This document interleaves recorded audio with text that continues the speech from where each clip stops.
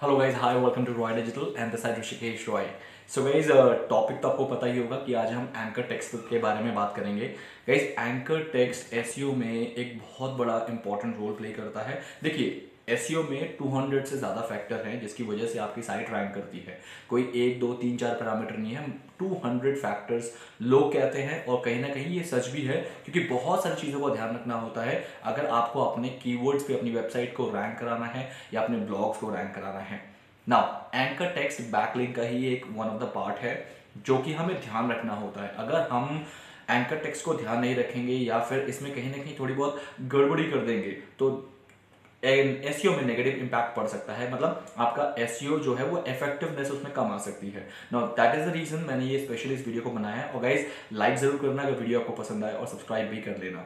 Okay, anchor text होता है जब किसी बैकलिंक को हम क्रिएट करते हैं। फॉर एग्जांपल, किसी एक पर्टिकुलर वेबसाइट या अपनी वेबसाइट में किसी एक पेज से दूसरे पेज को हम लिंक करते हैं, हम हाइपर लिंक क्रिएट करते हैं। तो वो जो हाइपर लिंक जिस पर्टिकुलर वर्ड पे क्रिएट करते हैं हम, उस वर्ड को एंकर टेक्स्ट बोला जाता है।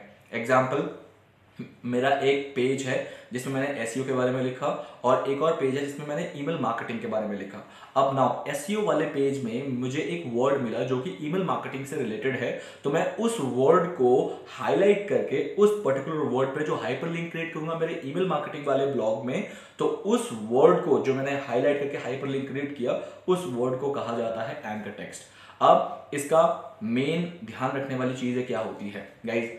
जब आप एंकर टेक्स्ट क्रिएट करते हो तो आपको एक चीज का खास ध्यान रखना है कि आपका anchor text to the landing page, मतलब जो आप वर्ड यूज कर रहे हो उसके ऊपर जो हाइपरलिंक जिस पेज का लगा रहे हो वो बहुत ज्यादा रेलेवेंट होने चाहिए। एग्जाम्पल, अभी मैंने जैसे आपको बताया कि मेरा एक वर्ड आया एसईओ के ब्लॉग के अंदर ईमेल मार्केटिंग या ईमेल से रिलेटेड, और मैंने उस वर्ड को एज एन एंकर टेक्स्ट लिया ईमेल मार्केटिंग के ब्लॉग के लिए या ईमेल मार्केटिंग के पेज के लिए।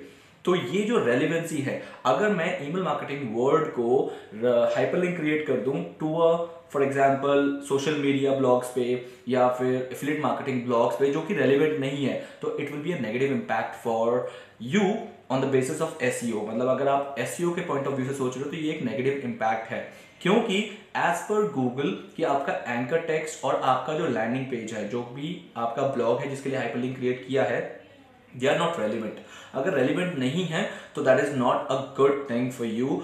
इवन इनफैक्ट गूगल थिंक्स कि आप मैनिपुलेट कर रहे हो या फिर आप डिसगाइड कर रहे हो अपने ऑडियंस को। So that is the reason कि हमारा एंकर टेक्स्ट वही होना चाहिए जिसका लैंडिंग पेज है। आई होप गाइस अभी तक आपको ये चीज क्लैरिटी आ गई है। अब मैं थोड़ा सा और एक्सप्लेन करता हूं। जब ये तो रही बात इंटरनल लिंकिंग की, जब मैं अपने पेज से अपने ही किसी और पेज को लिंक कर रहा हूं तब तो ठीक है। बट व्हाट इफ अगर मैं एक हाइपरलिंक क्रिएट कर रहा हूं टू एन आउटबाउंड साइट जो कि मेरे साइट में नहीं है, वो पेज वो शायद विकिपीडिया का हो या फ्लिपकार्ट का हो, तब मुझे क्या करना है, मुझे खास कर ध्यान रखना है कि मेरा जो एंकर टेक्स्ट है वो स्पेसिफिक उसी पेज के किसी कंटेंट से मैच जरूर होना चाहिए। अगर मैं एक एफिलिएट मार्केटर हूं या फिर यू कैन से दैट मैं एक ब्लॉग लिख रहा हूं, उसमें एक वर्ड आया एम आई फोन्स।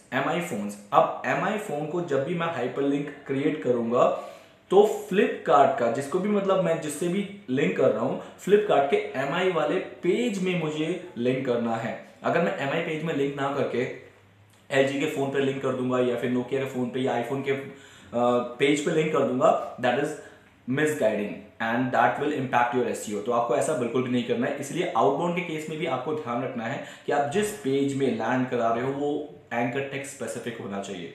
ये थी बात आउटबाउंड लिंक की। अब सेम चीज आप जब इनबाउंड लिंक बनाते हो या फिर आप बैकलिंक्स क्रिएट करते हो, बैकलिंक्स क्रिएट करते वक्त भी आपको ध्यान रखना है कि आप कहीं पर भी अगर बैकलिंक क्रिएट कर रहे हो और किसी वर्ड पे अपने साइट का हाइपरलिंक दे रहे हो, उस केस में तो खास ध्यान रखना है कि आपका जो बैकलिंक है, मतलब जहां भी आपने वो वर्ड को हाइपरलिंक क्रिएट करना है, उस बैकलिंक में आपके इस पेज का, जिसके पेज के लिए बैकलिंक बना रहे हो, उसका प्राइमरी कीवर्ड होना बहुत जरूरी है अगर आपको उस कीवर्ड पर रैंक करना है। एग्जांपल मैं और लेता हूं।